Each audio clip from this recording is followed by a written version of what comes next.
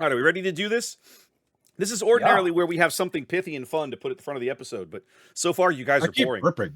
I know, but I mean, I keep burping off screen, and my little green box doesn't light up. So, like, I can't tell if I'm blowing your eardrums out or not. But this Dr. Pepper Zero is really, really visiting. Yeah, I'm with Ian over here. Yeah.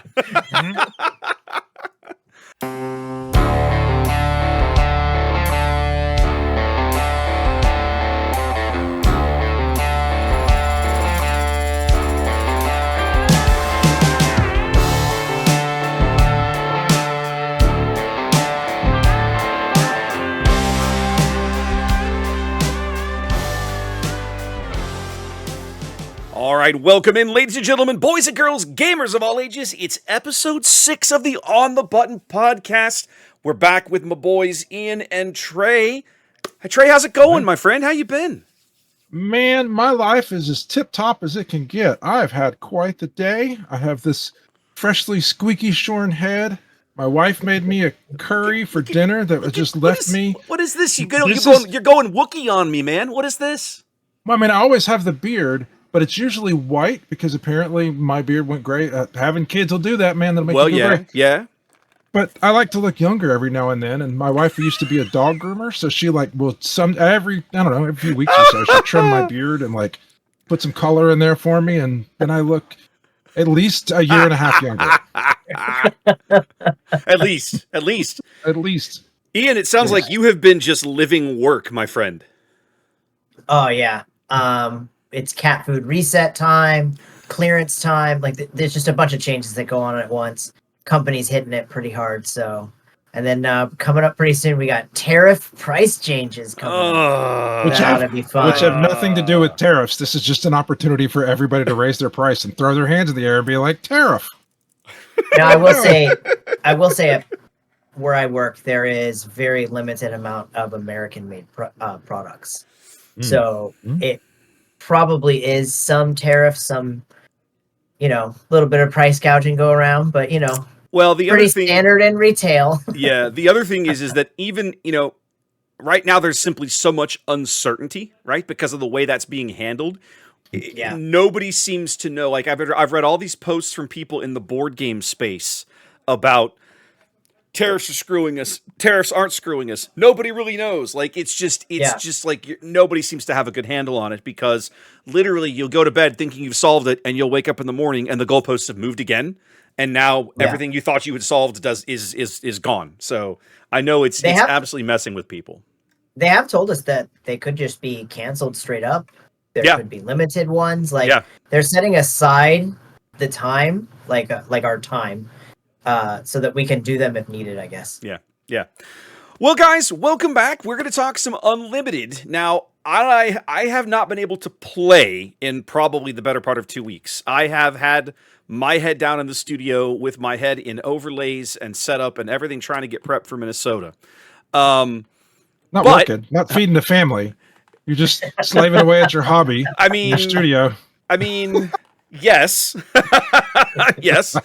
At the same time, I do get up and go to the work. I go to my job every day, but I have not been, the last 2 Tuesdays I've missed because I had stuff to be doing downstairs. Last night, I would have been playing.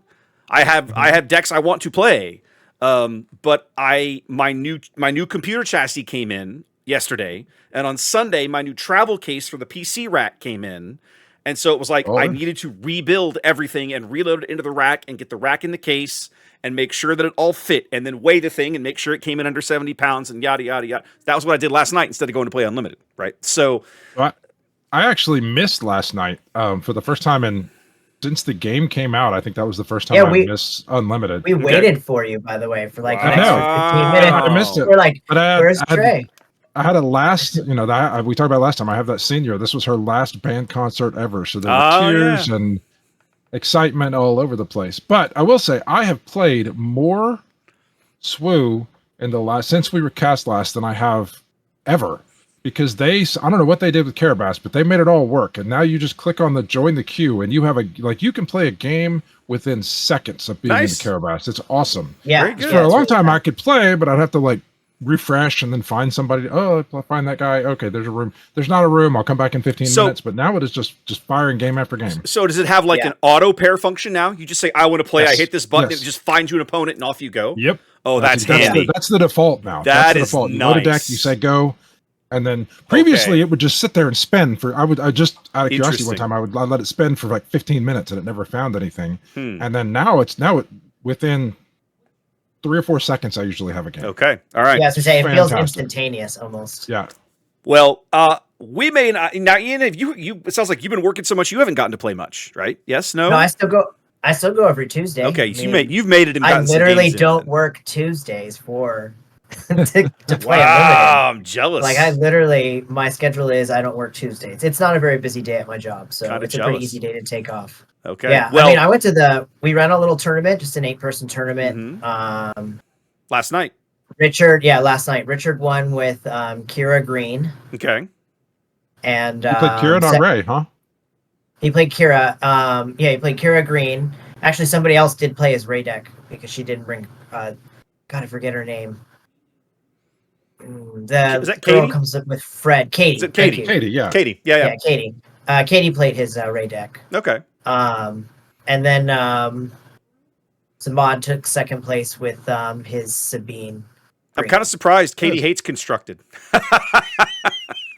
She actually, Fred played her Mace Red deck and went 2-1 with it. It was actually a pretty fun deck. Yes, I can't wait to build that. I'm so excited to build that. Play, and it was pretty interesting. I'm excited to build that one. Well, the competitive world has continued on, right? We're now into mid-May. There's been at least 2 weeks of planetary qualifiers since we last did a show. Data coming in. Of course, we've had all of these big regionals and sector qualifiers. One more regional to go. The most recent regional was 2 weekends ago in France. Of course, won by Sabine Datavolt. I don't think anybody saw that one coming. But yeah, you did not, you liar. I don't know, but I didn't see it winning that one. But the moment Datavolt was spoiled, I was like, man, this is the card. Fair enough. I'm excited about this one. But all kinds of things are out there, right? We've seen more. Sabine has continued to win some PQs. We've seen a lot of Ray Datavolt creeping in. Won both the Dallas PQ last weekend, and then I think one of the big Connecticut PQs up in the Northeast was last weekend. A very tough competitive scene up there. Big PQ up in Chicago. Was won by Han Yellow, right? We're back in set 1 again, apparently.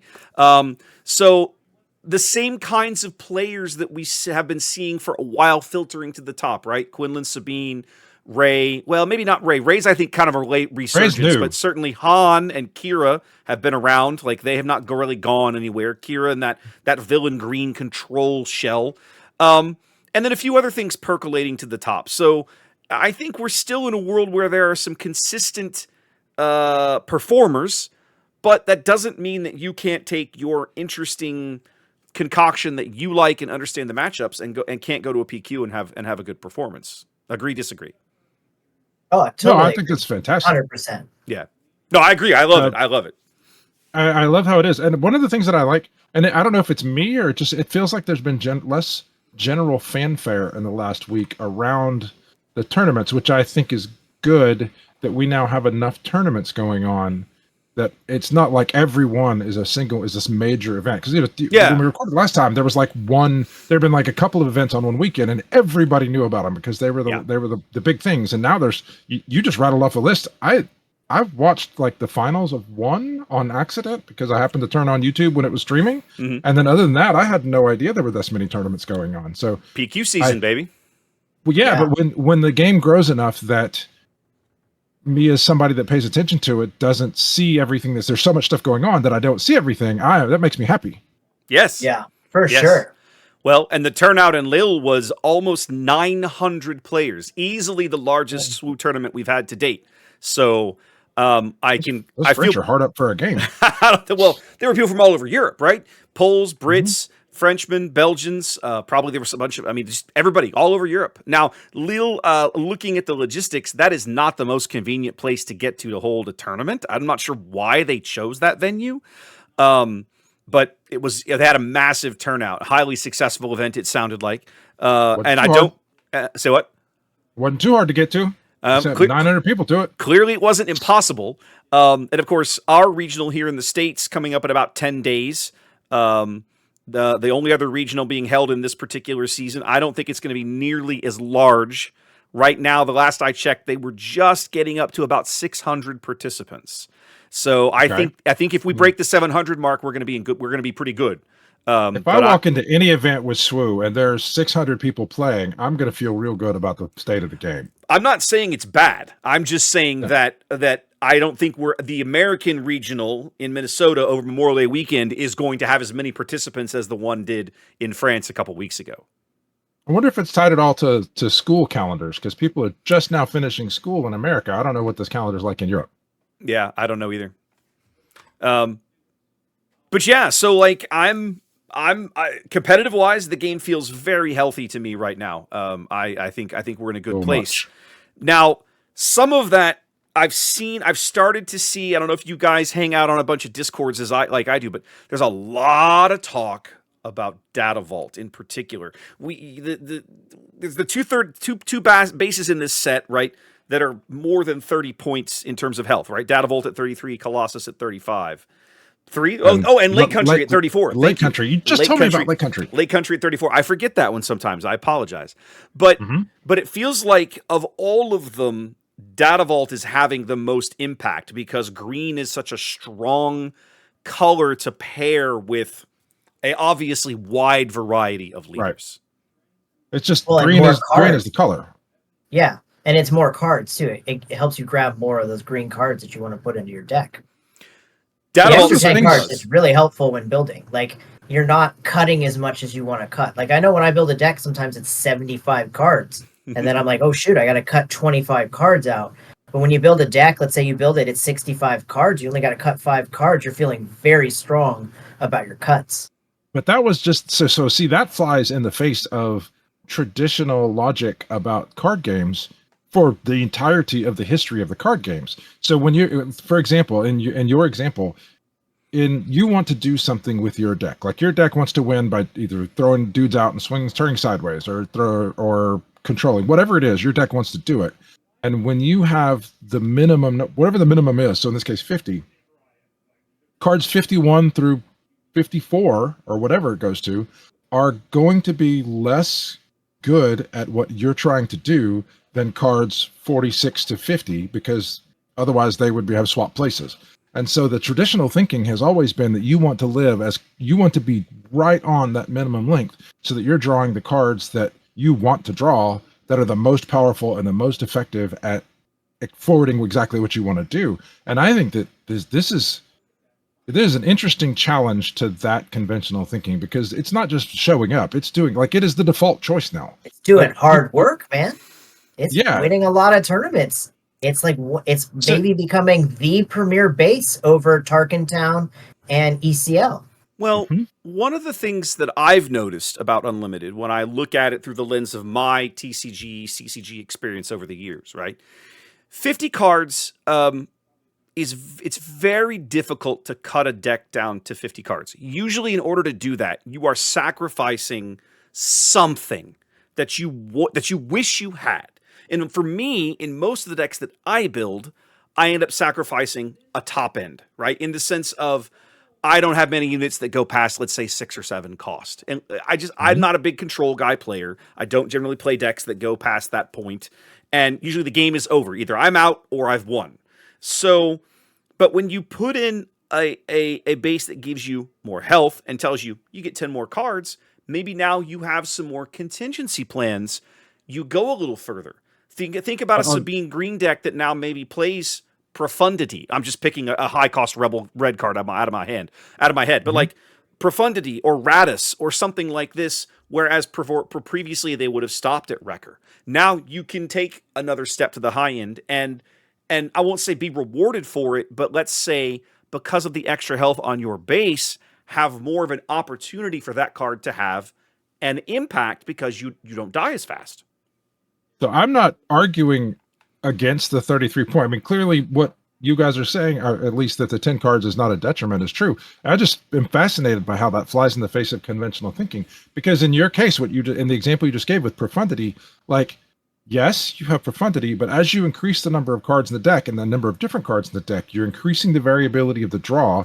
So there's some number of games where you're going to draw profundity instead of that 2 drops to beam.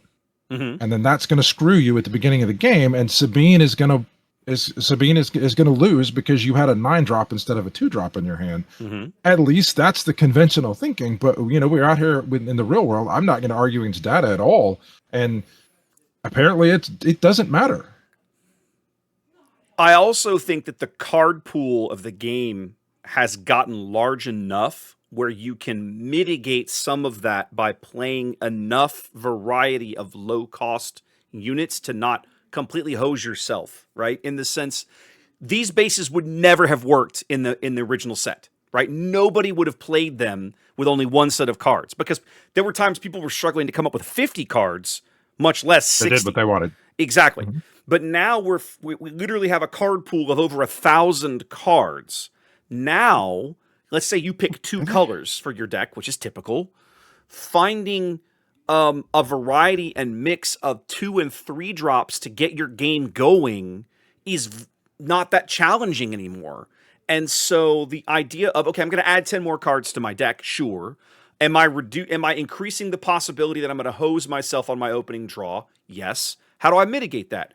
I take a certain portion of my 10 cards and I add in a few more cheap units. Bam. Good to go. Right? And usually that should offset mathematically at any rate the negative that I'm drawing, and we have a card pool now that supports that possibility. I mean, the way I build with Data Vault is I try to find the 20 strongest cards for that leader. It's not really hurting my pull. It's only 20 cards. But now I have 3 of each of them, so my chances of pulling what I need, set up combos, and what I have and what I want becomes much higher. I mean, I don't know. I'm feeling like building with it is a lot of fun. Every week I keep tweaking my Yoda deck, and it gets... Some weeks I make good tweaks, and other weeks, like this last week, I made really bad tweaks. So it's like just trying to find that good... Like those just 20 perfect cards, and then you've got 3 of each, and you can pull them as you need. I don't know. I'm loving it. I think it's a great base. I think it's really fun to build around. One of the gripes that I have with card games in general, and I know it's not ever going to be perfect, but I don't like it when there's a default correct answer, when there's just an answer that requires no thinking. And so I'm looking at this 33-point base that has kind of become the default. I don't care for that. I want it to either be, so say you're choosing a green base. I want the choice between Data Vault, my wish list and Pie in the Sky wish list. I want the choice between a 33-point base with 10 extra cards, a 30-point base with nothing, and a 25-point base that gives you, let you attack immediately with ambush. I want the power level to be so razor thin that the decision of whether you're going to use this base, or this base is either a matter of taste or very particular to how your deck plays. And so I'm curious what you guys think about. Is 33 too high? If that makes it is 33 health too much? The 10 cards you're paying is not a high enough cost to get the extra 3 health? Like, is it just that it's new and exciting for everybody, and everybody's used to thinking in terms of 25 or 30 points of math? Ian, what do you guys think? What's your thoughts there? I don't really know. That's a really good question. I think the 3 extra health is actually, with the 10 cards, I think it's just a huge benefit. Like, I think it's better than ECL, right? Because, I mean, like Wes said, you can either go high end, or you can build the way I do, where you're just looking for the 20 perfect cards. The extra 3 health it's huge. Sometimes the exact difference between games. So I mean, it's actually 8 extra health, because the previous default choice was at 25. Yeah, it's 25. You get extra health. So but I played Richard, and he was playing Kira Data Vault. And both games I had him where it was my action came up like 2 health short, 1 health short. And so his healing and his extra 3 health are the reasons why I couldn't get over that Kira hump last night. So is 3 too much? That's my question. Is 3 too much? Because if I've got the cost that I have to pay to get that 3 health is to chuck 10 extra cards in my deck, and I don't mind paying that in every instance. I don't mind paying that because the 3 health is such a huge gain. Should it be 2 or 1? I mean, maybe, because I'll throw the flip at you because I played Zamad's Sabine ECL, and with my Piet Red, I beat him 2-1, and it was just a matter of I got over that hump because I was just right there. So it may be that 3 health is the difference. It's pretty sweet. I mean, it's fun to build around. I mean, that's for sure. I think you could make a case, Trey, that 2 health would have been fine. I think 1 health is not enough incentive. I think if it was 1, nobody would play this card. Be like, for 1 extra health, why would I just like? And for 2 extra health, I think you're fine. I think it would still get played, but it might not be as kind of prevalent as it has become. Obviously, enough of the player base has reached a point where they've decided 3 health is worth it. And green is such a strong color to complement so many other leaders because the overwhelming majority of green leaders are weak, right? Look at the game. Like, but the cards are good. The cards are great, but the leaders are almost universally just right? They're just there, right? Like every time we've thought we've found one, like everybody looked at Piet and went, "This card's going to be great." He really hasn't made a big splash. He's okay. He's not bad, but he's not a power, right? I look at Wedge the same way. I look at Wedge and this card should be amazing. He's kind of just, he's okay. He's maybe above average. That's probably about the best you can say about Wedge. New Vader is probably one of the only ones that I would say is actually like legit competitive on a green leader standpoint. Old Leia, Palpatine, old Leia, like from set 1 for sure. But look at, like, we went through like 2 complete sets, set 2 and set 3, where all of the green leaders just really didn't make a big impact. Rex, Hondo, Padme, Hondo, Tarkin. I did good work with Tarkin. Set 1. I'm talking about set 2 and 3. Oh, okay? Set 2. Okay. Jabba, Boba, Green Hero Boba, like Wat Tambor, like all of these guys. Dooku has had some success. I know Trey's got a Dooku yellow deck he really likes, but in general, none of these leaders have made a splash. But the green cards continue to be amazing. It's so great, right? Things like Maul. Like, I still can't count the number of games I've won with overwhelming barrage. Exactly. Like, that card example. Is just clear your board, 10 to base, victory. and then flipped in the modern metagame, yellow cards are played prevalently too, and they don't have a plus 30 point base. So even if you find a good leader in green and you want to pair it with yellow, you've got to go Data Vault with a yellow leader. Yeah. Could you imagine a yellow base that gave you extra health and something awesome? It would have to be a drawback, though. It'd have to be like 1 health for something. I just your leader deploys exhausted or something. I don't know. Pick something. I feel like the reason that Data Vault's so heavy is I don't feel the 10 cards is a drawback. I really don't. I feel it's an advantage right now. I think a lot of deck builders agree with you. I think the meta is absolutely shifting to where it agrees with you. You talked about just crazy how much that flies in the face of 30 years of card games. Yeah. 30 years. I've been doing this since 1994, so 31 years. Yeah. I'm with you there. I'm with you. It is gospel that you cut down to the minimum deck size. You don't got to sell me, man. Just gospel. And I'm not arguing against the results. It's just crazy to me that's just upending the knowledge, the common knowledge. I do want to talk about Colossus real quick. Yes. When you play somebody who's using Colossus, make sure they draw 5 cards. Yes. Oh yeah, you got to check every freaking time they draw 6 cards. Because like now, no. Especially at a formal big event, because if they make a mistake, you need to call a judge over and get that dealt with. Okay. I don't think they get a game loss, but I think they get like warning points or something. You want to reinforce to them that it's their responsibility to play their cards correctly, not yours.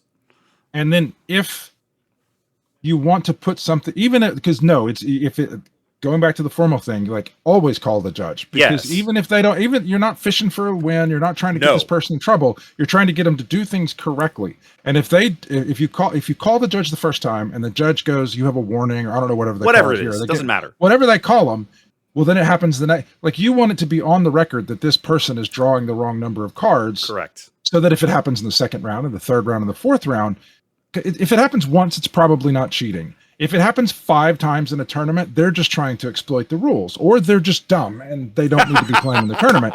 So either way, you have to call the judge. Now Ian brings up a good point. We spent all this time bloviating about Data Vault, but there are 2 other bases out there that are not making the same impact, right? We've seen people experimenting with Lake Country. I think we're going to continue to see people experimenting with Lake Country, because I think it's an interesting idea of a base that's just like, here's my base, I have 4 extra hit points, but I don't have to, I get no aspect bonus. It's all on my leader. I think that's interesting. I think the drawback to Colossus in the modern game is too large for that card to make a big impact. See, this is where I disagree. Okay. I think the 5 health for the 1 card is perfect, because like I was saying earlier, it's not the default right answer, but there are decks that it is the default right answer. So like my Emperor Palpatine Blue does not care about the -1 card because it draws so many cards. So Colossus, if you compare it to Data Vault is better because it's just played more often. But I think the 5 health for the 1 card is a huge drawback, but 5 health is a huge boon. Yes. And so it is, like, sometimes it's the right choice, but it's not always the right choice, which is exactly where I think a card should be powered. Which is fair. It's a rough matchup against anything that's playing Spark. Well, it's not just Spark, right? Because look at, like, the Quinlan decks don't just run Spark. They run Pillage and they run Force Throw. Now, I personally think Force Throw is going to get banned before the next set comes out, or everyone is going to have 3 in their deck anytime we sit down to play, because Force units are going to be everywhere. But the point remains that hand destruction is a very strong, very valid tactic for a very prominent deck in the meta right now. I'm talking about Quinlan Tarkentown, or just Quinlan Red, or whatever. All the versions of Quinlan play some version of hand targeting. And certain leaders, like you talk about your Palpatine Blue drawing a bunch of cards. If you have mechanics in your deck to make up that deficit, great. But if you don't, playing with Colossus is a huge risk. I would not encourage it. Yeah, it's a huge risk. Then don't do it. That's the whole point. Like, it is perfectly positioned for how I think cards should be designed on power. Yeah. Sometimes it's the right choice. Sometimes don't do that. Yeah. Yeah. Now, Trey, one of the things that you wanted to put on the agenda tonight, this was kind of your big idea, was how to be better at Unlimited. Now, I think are you really focused on Unlimited, or are we talking about just TCGs in general? I find the 2 are the same thing. Oh, okay. So, and I find that, so I'm okay at these games. If I compare myself to people like at my locals, I win more than my share of stuff at locals. But if I go to big tournaments, I don't tend to do as well because I don't put the time in. Okay. And so I think a lot.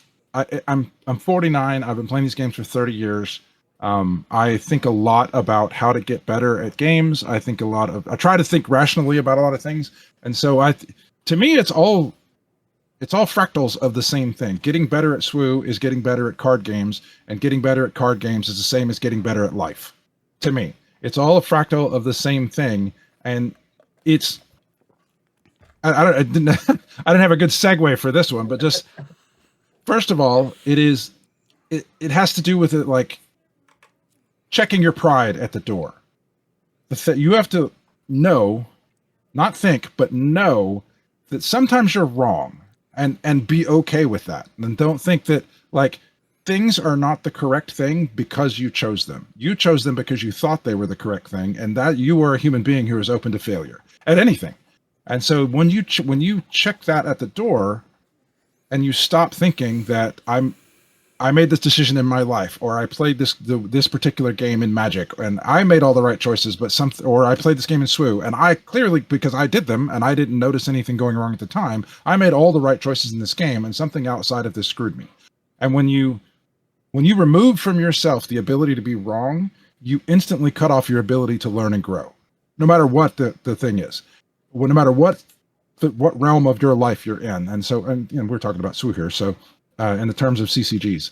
And so it's taken me a long time, because I was one of those kids growing up that I was super, super smart, and I was right far more often than I was wrong. And so learning that even if you're this smart, you're still going to be wrong a lot, and you're going to have to go back and examine why you were wrong and learn from it. Like, that was a tough lesson for me to learn. But once I wrap my head around that and I put it into practice, it becomes just like anything, the more you do something and the more you force yourself to do something, you get better and better at it. And so I still get mad at games, but it's usually because I let my discipline slip. Yeah. Sometimes the chaos guy at the Twin Suns table throws a bomb your way. And so and listening to you tell that story, it reminded me of the rule of thumb that I think about when it comes to me being upset at games. Is it always comes from me when I get upset about games, and I see this with other people too. It always comes from a mismatch of what I expected versus what I got. And it always comes because I expected too much. And so I expected to go into this tournament and win. And then, so like I went to, I went to a tournament up in Conroe not too long ago, a couple of weeks ago. And I expected to do very well. I expected to make the top cut.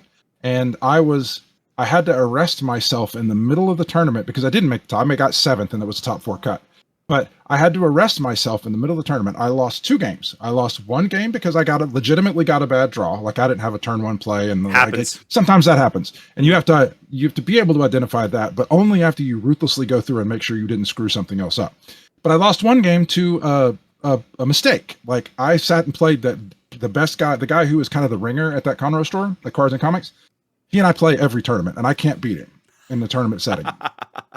And I don't know always this, but we sat there and we discussed playing. Like, I had him pretty much beat, and he was able to like sneak that last point of damage in and kill me.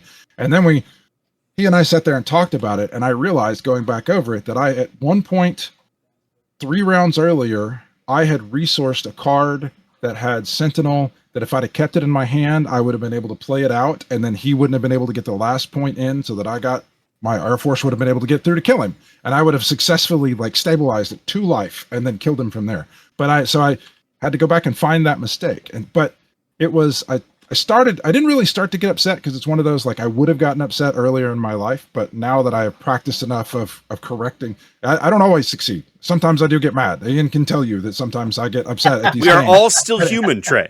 It does happen. But in this instance, like, I was able to put it into my head that you can lose a game to a mistake, and you can lose a game to a poor draw, but you can't do both and make the top cut. And then I was able to leave. I was able to leave with that and feel not good about it, but have like everything made sense in my head. And so I wasn't upset. My expectations had been readjusted. So anyway, that's when I wanted to talk. I don't remember what it was. I think I was listening to another podcast, and they brought up being better, dealing with disappointment. I think that's what it was. They were talking about dealing with disappointment and I wish I could give them credit because it's such an interesting topic. But they were talking about how do you deal with it when you lose over and over, and how do you handle that disappointment, which is not necessarily what I want to talk about, but which I brought this topic up, but just being better at these card games and as a repeating pattern, a fractal for everything in life. It's just, it has to do with checking your ego at the door and accepting that you can be wrong. So another thing, because I think I do a lot of internal soul searching in my life because my brain moves 100 miles an hour and there's just not that much for me to think about. One of the things that I've come up with, because I get into discussions with people, and I get accused of that. And I hear this with other people too. I said about other people that I always have to be right. Like, Trey, always have to be right. And they say that, and I agree with them. I always have to be right. But what they mean and what I mean are 2 different things. What they mean is that whatever I believe has to be the correct thing, and I cannot accept anything else. Because you're an insufferable know-it-all? Is that what they're implying? Well, yeah, and that has to be right. And that is not correct at all. It used to be that I didn't think I would be wrong when I was much more Welcome younger. to Trey's confession, ladies and gentlemen. Forgive us, Father. He has sinned. So what the way that I turn that around is, yes, I always have to be right. But it's not that what I believe has to be true, it's that I have to believe what is true. And when I am presented with new evidence that convinces me that I'm open to being wrong, and if you show me new evidence that says this is the thing that's true and it is different than what you believe, it is incumbent upon me to now change what I believed before that was wrong. I have to change to what I now know is right. Like, I accept that I'm wrong and I accept that I'm going to be right. It's difficult to prove me wrong because I think a lot on a lot of things and I weigh a lot of things. And we may have just differing value things that you think you're right and I think I'm right. We'll just agree to disagree. But I do have to be right all the time, but not because the thing that I already believe has to be right, but because whatever I am shown to be right, I have to change my belief to be. So in this case, going back to SWU, I had to think about it. I believed it was right in that moment to resource the Sentinel guy because I needed to build my Air Force to come over this. Now I've been shown that it was true that I needed to actually hold on to that Sentinel guy so that I had him available to play so that in case my opponent put something on the ground, I would be able to stop it. And so now I believe I have to be right. So I have changed my belief to I should have held that Sentinel guy. I was wrong. So that's what I mean when I talk about what do you do to get better? It is just accepting how wrong you can be and putting yourself in a position to learn. I think, Man, go ahead. I play cards completely different than I live my life. Like, I live my life I was raised by 4 really loving grandparents, 2 really loving parents, where treating people with kindness and respect matters. And when I play cards, and then there's Ian at the card table. I am the complete opposite. Strike first, strike hard, no mercy, kill them all. Like, well, you're a warrior poet, and you're a warrior poet. Off of the battlefield, you were a credit to society and the things that. But when you step onto that battlefield, you have to put yourself in the armor and act ruthlessly. It cost me a lot of games because I play too aggressive at times. But like, I don't know. I just I find it so fun to play like a little more aggressive style. Be a little more. I'm definitely more cocky at the card table than I am like in real life. Like, I'll tell people like, I got you checkmated. It doesn't matter what you do. I'm killing you next turn. Like, you've got nothing. Like, I mean, I've played Anthony before and I've had him down to like 2 points. So I'll like put the Ruthless Raider that's in my hand backside so you can see it. Like, now you're just taunting like, him. You're just being like, I'm going to casually like, show you the card that's going to end your life next action. I will say my favorite football player of all time is Deion Sanders, so I am right there loving everything that you're doing. The showboat, like if you've got the skill to back it up, I want to see you showboat and rub it in people's faces. Now that's fair. That's Ian's. That's the SWU equivalent of a bat flip, right? When you homer in baseball, exactly. Bat flip. That's the same idea. Yeah, I love it. Now, when they plunk you with the baseball next time, you got to be like, fine, but I beat you last time. You got to take that too. Yeah. So, I mean, I can't relate the others. I would tell you like the best way if I was, getting better as I've gotten better over the last almost year and a half now. Mm-hmm. Playing games in person is way more important than playing on Carabast. A Carabast game takes 10 minutes. No matter how many resources you go. I've played a 15 resource game that went 8 minutes long. Like, you're playing fast and furious. In person, learning facial cues, learning body language. How many times have you and I called tournaments and you're the one pointing out, look at that guy's face. He has no play. Got nothing. He has no idea what his next play is. You can see it on his face. You can see it on his face. Ian loves the face cams when we call tournaments for expressly this reason. And then, 100%. And at the same time, like, learning how to set up your combos without losing them is really hard to do. And learning to do it in person really matters. Like, my Piet deck has some 4-5 turn combos that I'm trying to set up. So you've got to put in like bait cards where, I'll play a ground unit that I know I want to be killed, but the opponent across from me has to kill it. Things like that. Like, I'm trying to set up combos. So you've got to really play in person. That would be my number one thing I would say to get better is to go to your local place, wherever it is, get some games in. Even if you get, like I did, the first 2 months that I played, I didn't win a single freaking match, a best of 3 for like 2 months. But your expectations were that you were going to lose, and so since your expectations were not going unmet, you were fine with it. You expected to go in and get creamed because all these people. Yeah, I wanted to play. win some freaking games, man. It was killing me. I'm just saying you wanted to, but that wasn't your expectation. You thought I'm going into this new arena. Yeah, I mean, like when I'm trying to play, like I still do it occasionally. Like I try to force choke a vehicle, right, Wes? Yeah. Yep. Like, everybody's tried that at least once. Don't worry about it. Yeah. But like, playing in person really helps you work out all those little kinks. So when you play that would be my recommendation. When you play in a place like Carabas or Magic Online or whatever it is, it's nice to have the computer do all of the studious caretaking and moving and tapping and changing things around for you. But it's a crutch, and when you take that crutch away, if you don't know how to, and if you go into something where it matters that you know how to walk without a crutch, and you're just having that crutch taken away for the first time, like you're going to stumble. I'm just learning how to move the cards. I'm a huge believer in playing in person because the online tools, as good as they are and as much fun as they are, they teach you bad habits for exactly the reasons you're talking about, Trey. Because all the things that you are required to do at the table to maintain your own board state correctly are automated, right, for lack of a better word, when you play on these online tools. And so you get lazy. You forget or you don't think about every little interaction because the game just does it for you. And Colossus automatically draws them the cards, and so you also make sure so you don't have to check. You're getting into you're getting into specific cards. I'm talking about something as basic as when you resource a card. Okay, the way a game turn is structured, like you could get caught in a big event if you don't understand functionally that you resource a card before you ready anything on the board. If you start readying units and you have and then resource a card after that in a live event, an opponent could legally call you on it and say, no, you readied your stuff, you didn't resource. If you watch these games on stream, they don't. I call it, but everybody that I watch, I've noticed that they do it correctly. They play cards in the play and then they untap everything. Being mechanically correct in how you play the game. If you're just screwing around in local events and whatever, man, you do you. But if you are intending to go to compete at big events, understanding and being able to functionally execute basic mechanics correctly on the table is critical. And I see it on camera all the time.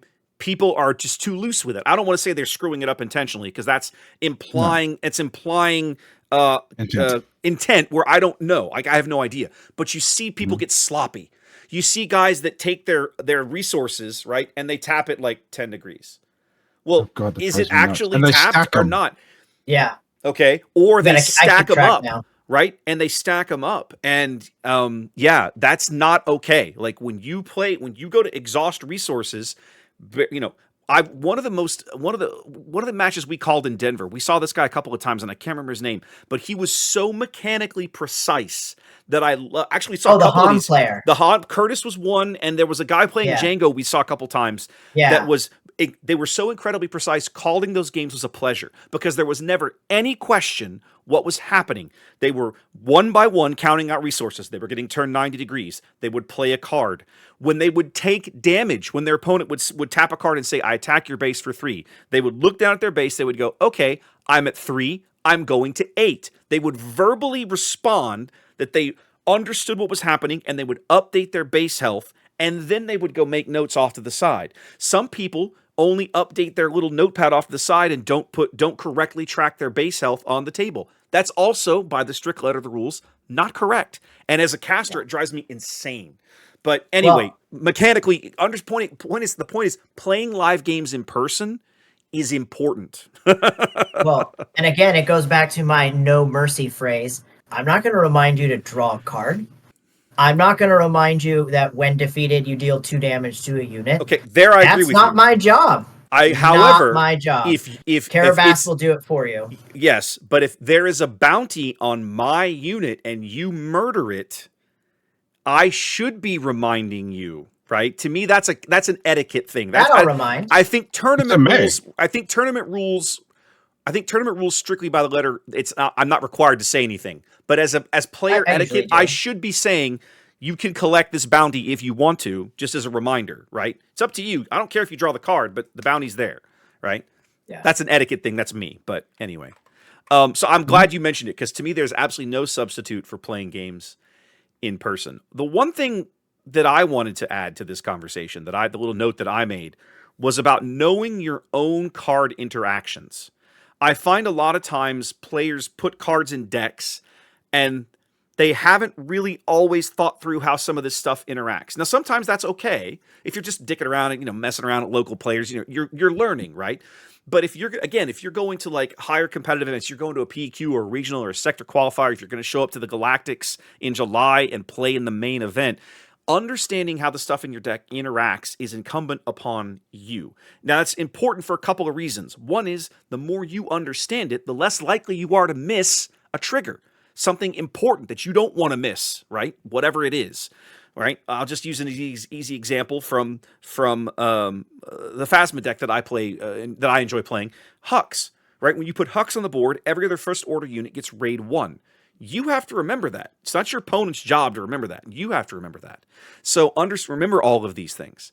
But the other is that sometimes just by knowing mechanically how things work, you'll be looking through your hand and go, oh, you'll have that little moment of clarity of you just discovered an interaction that you hadn't seen before simply because you understand how mechanically the cards work. You're like, oh, that's a new one. I didn't realize that was a thing. And sometimes that can be a big deal because your opponent didn't realize it either, and you can surprise them with something, which is neat. That is neat. All right. Commercial. Huh? That was a pause for commercial. Yeah, there you go. We don't have commercials. We don't have but, commercials. Yeah, no, we don't have commercials. Fade to black. We don't have commercials. Now, this was Trey. Sell some dish soap. Come back. Now, Trey, you put this one on the agenda. I have no. I want you to lead this topic because Ian talked about this is me. This is you. Put this one. You put this on the top. Okay, Yeah. but I want Hanger packs, baby. Talk to me Hanger about this packs. because I have no thoughts on this at all. I'm super excited. So, like, when Larcana first clarify what you're talking about for everybody so they know where we're going. Hanger packs. So, what FFG is doing is they're creating mass retail packs that will be hanging up at your local Target, your local Walmart. Yes. Where they'll be sitting next to Pokemon and Yu-Gi-Oh and Magic, right? Where they have the other hanger packs. Okay. I've never played Larcana, but when Larcana first came out, I saw a couple packs hanging there, and I was like, hey, I'm gonna check these out. And just bought them just to open them. So I'm hoping that it leads to, like, you go into the card section with your kid. Your kid's like, Dad, I want Pokemon. And the dad's like, nah, man, let's get those Star Wars packs. What is this about? Let's check Star Wars out. Because the hanger packs will be next to the starter decks too. The starter decks are going to go mass retail too. Okay. Interesting.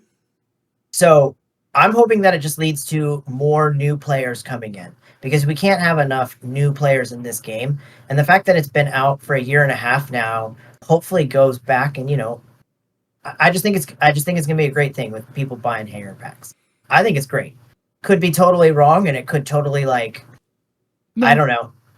No, destroy it's good. The game, maybe, but no, it's good that people can buy them now. I appreciate the way this is another. We've talked before about how FFG spent all the marketing budget saying, "Please trust us one last time. We won't screw this up." Yeah. And I think that this decision, because this decision goes back to before the game launched of how they were going to do this.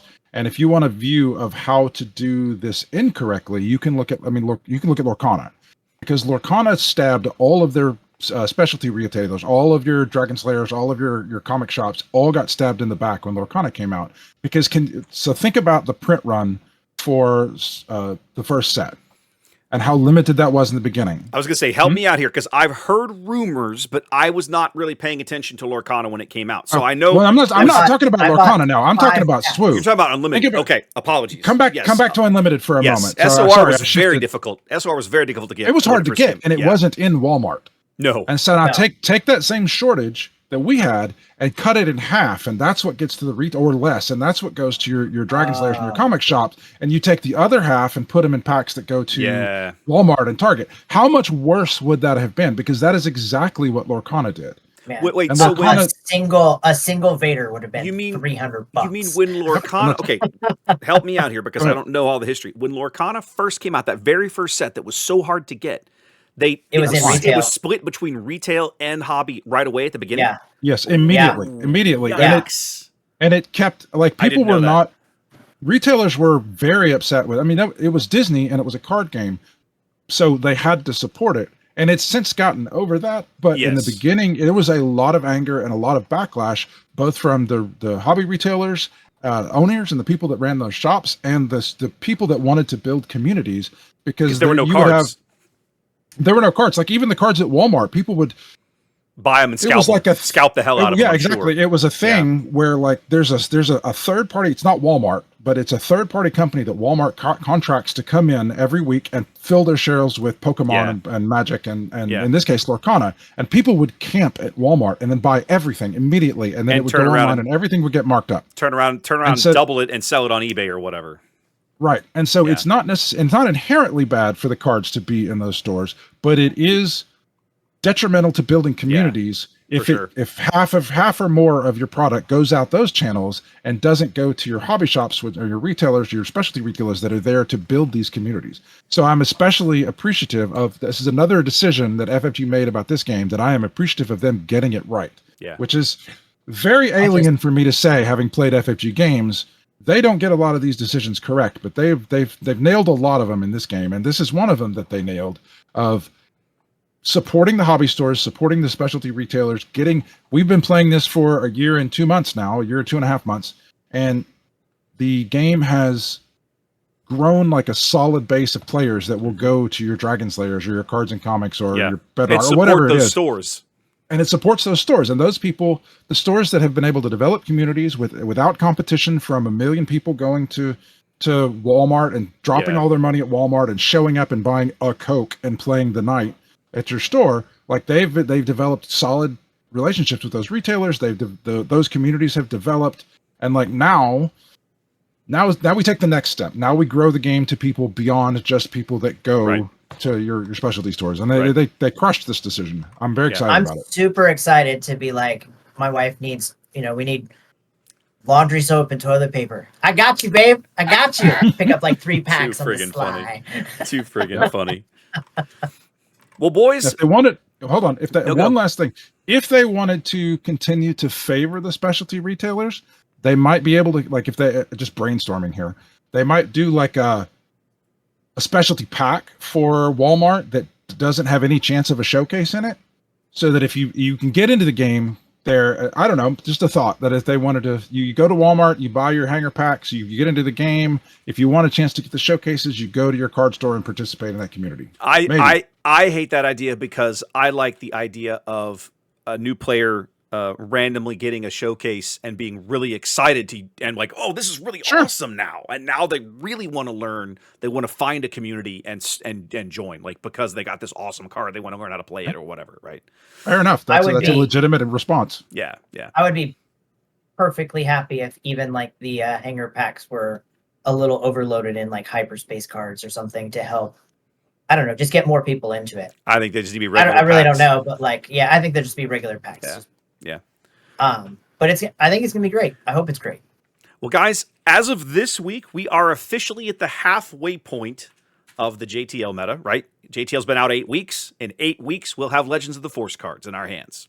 So, spoiler season is upon us. We had a bunch of spoilers drop today on the big stream for the starter deck versus starter deck, Maul versus who was the starter deck? It's Qui-Gon. Maul versus Qui-Gon.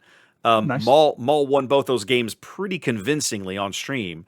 Good. But I am curious. Starter decks that are just horribly imbalanced. But I am curious. Ian, talk to me about some of the spoilers. We're not going to hit every spoiler, but like some of the ones you've seen so far that leapt out to you and you went, ooh, that card looks like fun. I'm excited about that one. So I'm really excited for the Kanan leader. Really excited for that. That's interesting. A lot of folks are of mixed opinions on him. What leaps out there? I don't know. I've always wanted to try to make a Spectre deck work. I feel like maybe this will help it work with the creatures.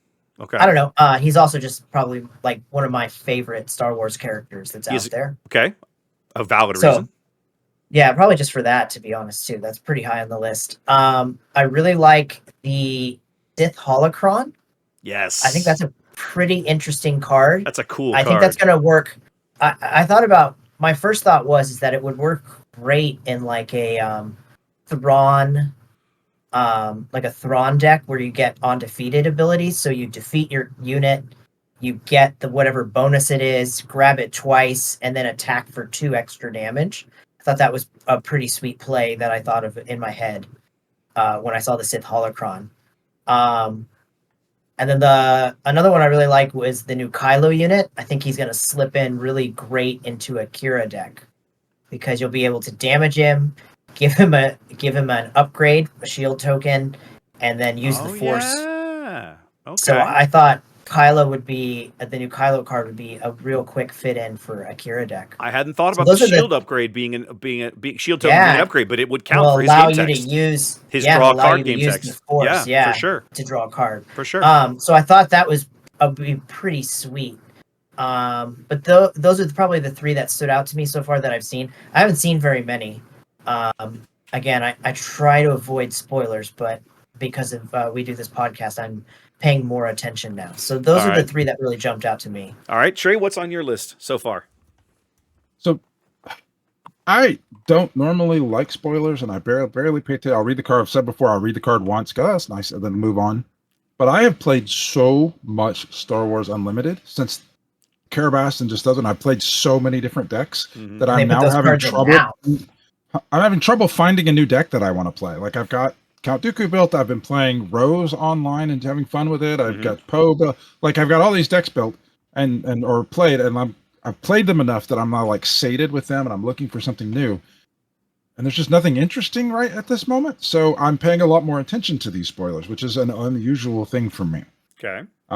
So I've got I've got 3 cards picked out. That was I thought I would go over all the other 57 cards that have been released that Ian didn't go over, but I decided to cut that down. It's amazing how many of these cards that I look at and then immediately think they will slot perfectly well into my Chewbacca Rey Twin Suns deck. And that's basically the only lens that I look at this stuff through anymore. So to that end, I've chosen 2 of my 3 are that. I actually had 3 chosen for that, and then I was like, let's go with something different. So the number 1 on my list right now is Dume. I think it's Dume, which is the wolf. Doom. Force. Yeah. It's just Doom. Doom. What a he's a 4-cost. Typical Star Wars language. Yeah. All right. He's a 4-cost double blue aspect, which perfect into my double blue Twin Suns deck with green. He's 2/7. He's a force creature, which is interesting. So he works with Kanan, which is a creature thing. Doesn't Kanan do creature stuff? Yeah, he does. He does. Yeah. Have you watched Rebels? Yeah, he clearly has. I've watched Rebels. I know they're supposed to work together. I just don't remember what Kanan did exactly. He was the wolf that guided. Yeah. I know who he was. But anyway, he's a 2/7. So he's a 4-cost for a 7-butt guy. But he says, when the regroup phase starts, give an experience token to each other friendly non-vehicle unit. So this guy does not have Sentinel. This guy has Sentinel. Yeah. This guy has to be killed opponent wants to murder him quickly. Which means even if they kill it immediately, he's going to deal out... nobody's going to kill it in one shot on turn 3 on a 4-resource turn. So he's going to deal out 4, 6 damage, something like that. Even if he dies immediately, he's going to distribute a bunch of damage getting them to kill it. But then after that, like... in my Twin Suns deck where I have 3 or 4 guys on the table and they just start to all get, if he lives 1 turn and I pass out 3 tokens, 1 at 2, 1 at 3, well, I guess 1 at 2, and then maybe 1 or 2 at 2, 2 and 3, whatever. That's huge. That is so big to like start getting all these tokens. So Doom is he's just very exciting to me. I want to shove him behind a village protector. Ooh, that's pretty good. I want to put a village protector out, and I want to play him immediately afterwards, and just boop, boop, boop, nice. Boop, boop. So the next one also goes in that deck because I can drop him out with Chewbacca and give him Sentinel. Is Ogdo Bogdo. Ogdo Bogdo is a 3-cost single blue ground unit. It's a creature. He's 5/5. He's a 3-drop 5/5, but he can't attack unless he's damaged. And then when this guy attacks and defeats a unit, you heal 2 damage from him. So he might take a shot, and then he can attack, But then he kills that thing, and so he's healed back up, and now he can't attack again until somebody else does him. But this is an amazing thing to drop with, even later in the game, to drop with Chewbacca. Just a Chewbacca leader, to tap Chewbacca, drop this guy now has Sentinel, and then you have to go through a 5/5 to get to me. And then if you try and don't finish it, like he's going to be damaged. So now I'm cracking back with a 5/5 on the next turn, or 5 damage something while on the next turn while I'm doing something else. Oh, this guy's, and he's I find it to be such interesting design space. Like overpowered creatures for undercosted, or I guess undercosted for their power and toughness creatures is like a common theme. There's just always some drawback, but I don't know that I've ever seen a drawback like this. It's a really unique card. It's a pretty interesting, exciting card.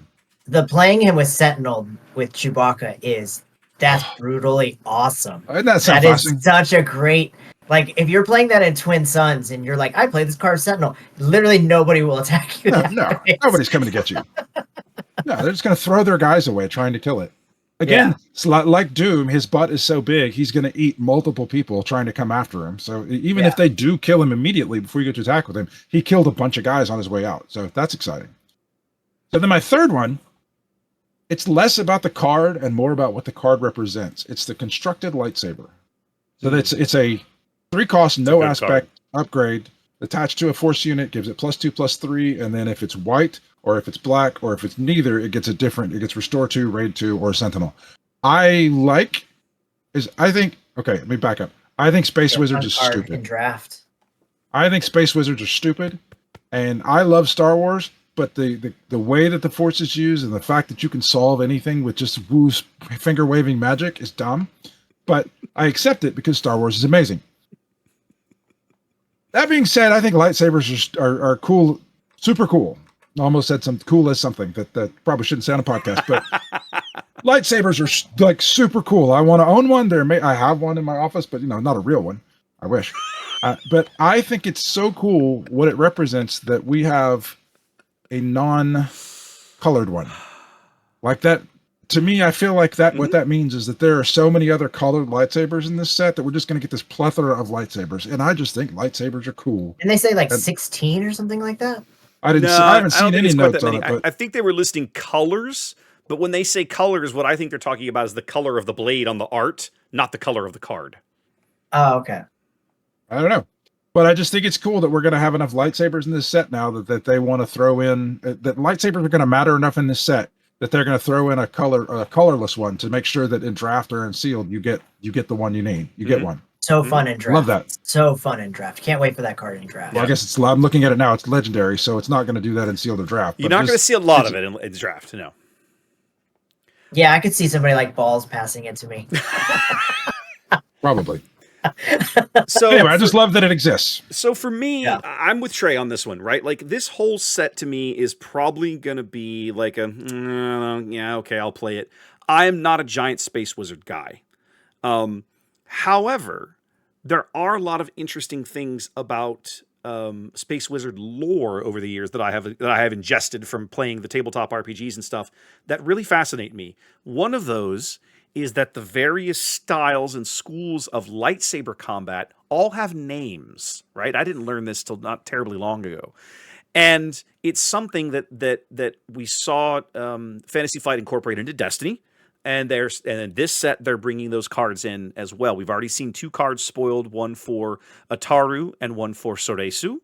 And we know, my suspicion is we'll see Vapad, which is, I think, a very unique style that Mace was one of the only real masters of. And there's several more out there that I can't remember the names of. Huh? Neiman is one. Yes. Niman. Yeah. So bottom line is, I'm hoping that we'll see more of those, at least one in each color, but I would be okay if they even had some that, were neutral or whatever. I think that'd be a lot of fun. I like the idea of those cards, and I like the way they work. They get that little bonus ability for, if you do something cool with a force unit with this cheap event, you give it a, whatever. I like the synergy. Of it. Yeah, I like the synergy. So I have an interesting story about that, about the school's cards. So back to Star Wars Destiny. Star Wars Destiny released a couple of them and then ended. Correct. There was a group of players who continued to make Star Wars Destiny cards. They're still going. It's Star Wars Destiny. You can still play it. It's made. The biggest one that made these cards was a group called A Renewed Hope, ARH. And they have made, I want to say they made like 7 or 8 or 10 sets since then. And so there are a lot of cards that have been made.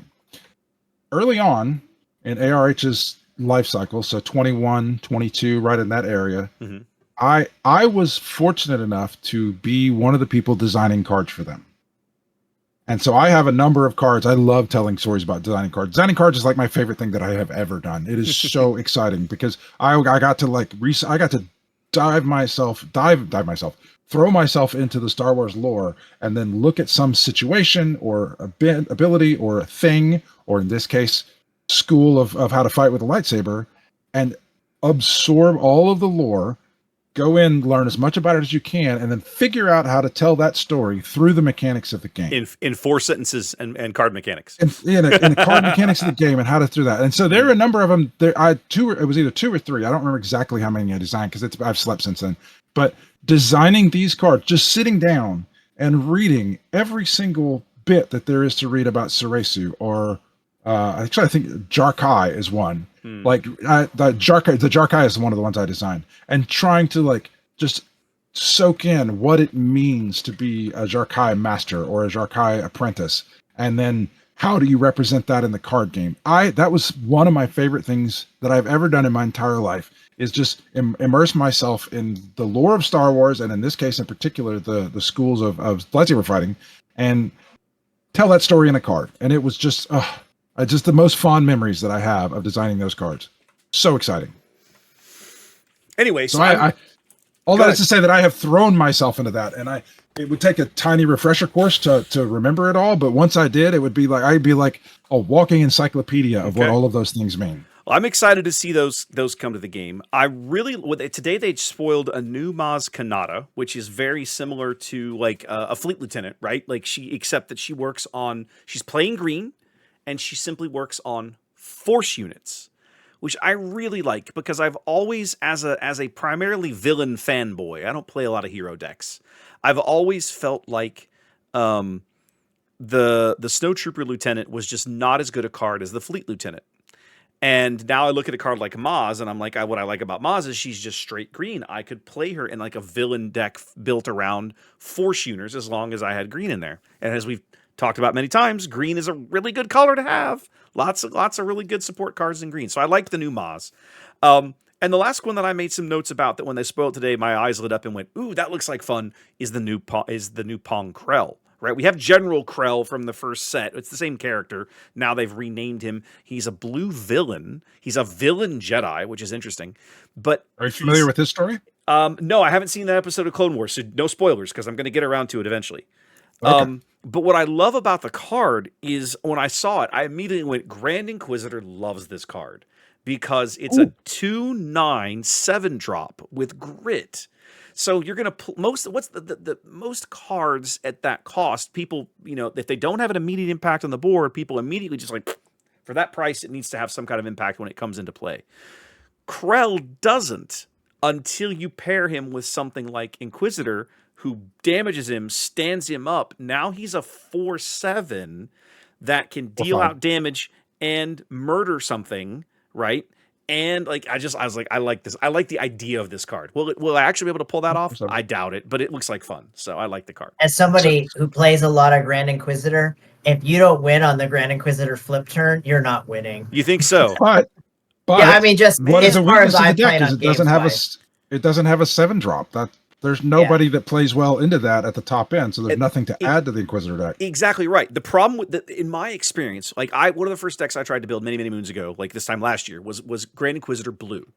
And what I discovered very quickly was you reach a point as you go farther up the cost curve that finding units weak enough to use his game text doesn't happen. They don't exist. Yeah. And now suddenly I look at a card like Pong Krell and I go, aha. Now there is something up here that intrigues me that I can actually use his game text on. Now, do I really care? Do I need to be using his game text? Not necessarily, but it is still a really cool card that I like the idea of it, and I think it's a really neat design. So I look forward to getting to those episodes of Clone Wars and catching his story.